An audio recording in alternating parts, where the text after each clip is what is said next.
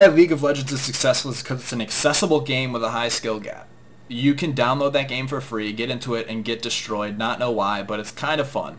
Hopefully Halo 4 has that same effect, where you can get in, understand what's going on through the announcer. Yeah, the shit that pops up in the middle of your screen might be annoying, but it's going to go away. You're going to start tuning out the stuff that doesn't matter to your attention span, and it's going to be fine. Don't freak out about that stuff. But what it's going to do is it's going to make the game more accessible to casual people who might not know what's going on. Yeah, the announcer might say obvious stuff a lot. Yeah, it might say you're carrying the flag on the top of your screen.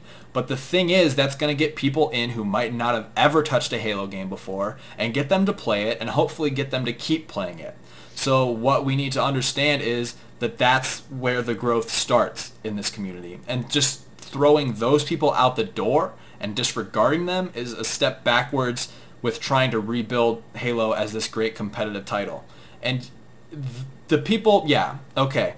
And the next thing, revenue, people paying for this, why Halo is being streamed, why League of Legends is being streamed everywhere and gets 200,000 people tuned in.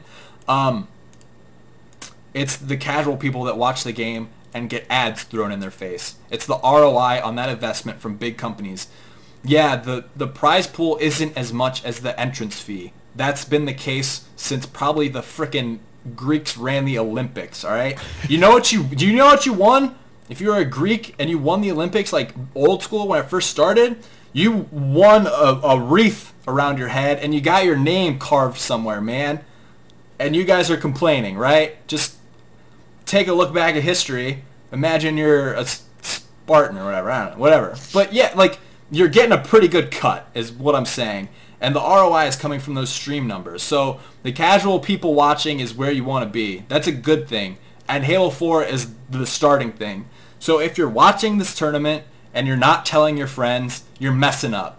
Tell your friends you've never played Halo before. And you know what? Because 343 put in those indicators that show where the weapons are, that say when people are carrying the flag, and the announcer that announces a bunch of obvious stuff to you who's been playing Halo since, 2004 or whatever, it's going to keep that casual person still watching because they can know what's going on.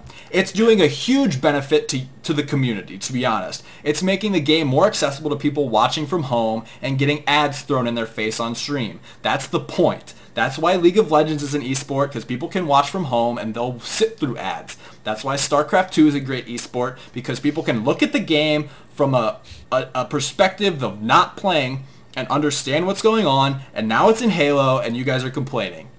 So don't. It's good, all right?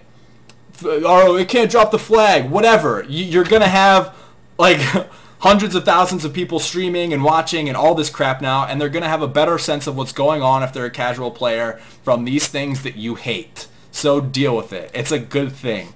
And yeah, if you have a problem with that, if you have a problem with more people watching your game and you think you deserve this little niche of BR only, nothing on the map, sorry, times have changed, you're going to have to deal with the fact that it lets you know you're carrying the flag while you're carrying the flag. And if you guys have any closing statements, go for it. If not, we'll wrap it up and I'll do our promotions and we'll end there.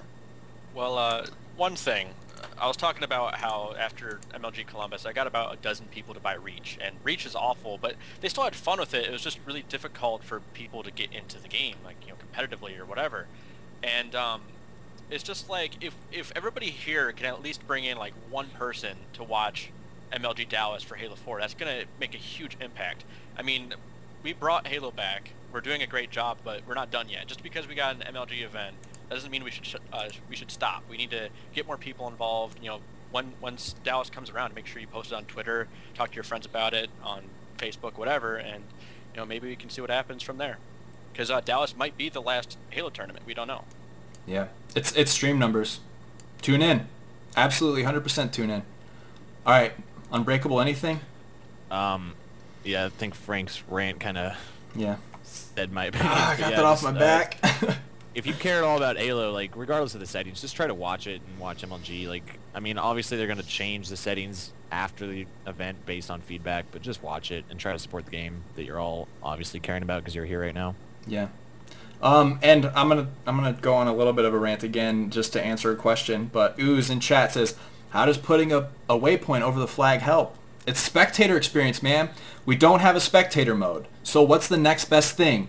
Giving the people watching at home as much information as possible in conjunction with the casters who have access to all 8 screens, what's going on at the time in the game. If they can see the flag being run there with no waypoint, how is the spectator going to know unless the broadcaster or caster is constantly talking about, oh, he's running through Green Hall, but then you're missing all this other stuff. With all this extra information that 343 is putting on screen, it's honestly the next best thing to a spectator mode. You're going to know when the ordnance drops are coming down, when the weapons are going to spawn, what weapons have spawned, where, like, when people are going for those weapons, when the weapons have been picked up, where the flag's going, when the flag's been capped, all without the caster constantly having to remind everyone. It's the next best thing to a spectator mode we have is the amount of information displayed on screen. And guess what? After 5 games, you're not even going to notice that extra crap. It's how your brain works. Literally. That's science. What doesn't matter to your brain gets tuned out of your brain. All right? So that's it, guys. That's it. If you need to, the rant will be on YouTube if you need to relive the magic or whatever. Halo Council